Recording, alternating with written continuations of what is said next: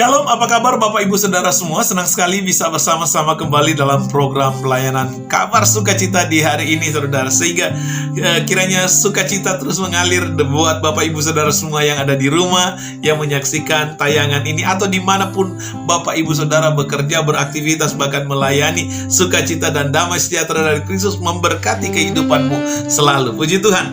Saudara-saudara yang dikasih dalam Tuhan Yesus, hari ini kita akan belajar tentang firman Tuhan yang saya beri tema tentang arti kehidupan, saudara.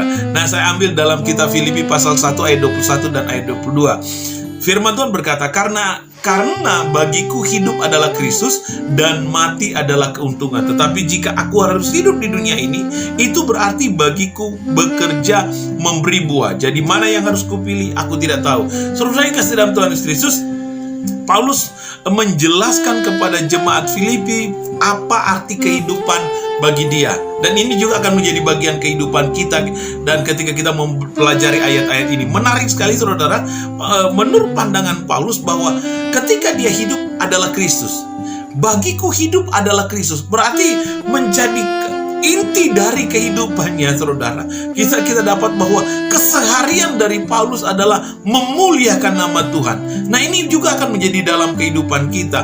Kalau kita, saudara, sebagai orang yang percaya, harusnya lah hidup kita itu sebagai orang Kristen harus berarti. Pertama, harus berarti bagi Tuhan. Caranya bagaimana adalah hidup kita dalam kehidupan kita sebagai seorang yang percaya kepada Kristus. Harusnya lah hidup kita adalah Kristus. Artinya apa, saudara? Bahwa kehidupan hari-hari kita itu penuh dengan pujian kepada Tuhan.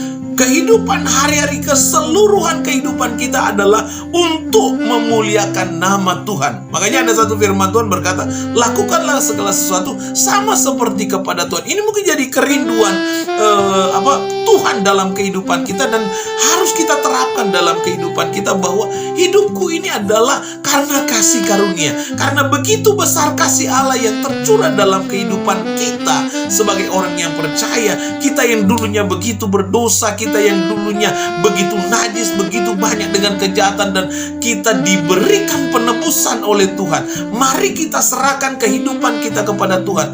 Bukan hanya kita bergereja, bukan hanya kita beribadah, bukan hanya kita melayani, tetapi ketika segala aktivitas rohani yang dipandang oleh orang lain itu selesai, mari kita pun tetap terus menjalankan kehidupan yang menjadi berkat, kehidupan yang memuliakan nama Tuhan, kehidupan yang mengagungkan Tuhan, kehidupan yang dengan kehidupan kita memuji nama Tuhan, kita memuliakan nama Tuhan dalam artian Tuhan dipermuliakan, bukan dipermalukan dalam kehidupan kita.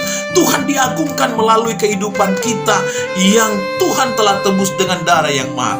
Yang kedua, saudara, ayat yang ke-22 dia berkata, tetapi jika aku harus hidup di dalam dunia, itu berarti bagiku bekerja memberi buah. Saudara, bagian yang kedua, kalau bagian pertama tentang bagaimana hubungan kita dengan Tuhan yang memuliakan nama Tuhan, kedua, saudara, dijelaskan di sini adalah itu hidup dalam kehidupannya. Paulus ingin menjelaskan bahwa itu berarti bagiku bekerja memberi buah. Jadi arti kehidupan dalam pandangan Paulus adalah dia menghasilkan buah, menjadi berkat. Saudara, ada begitu banyak orang Kristen di dalam kekristenannya yang berKTP Kristen tapi tidak menjadi berkat.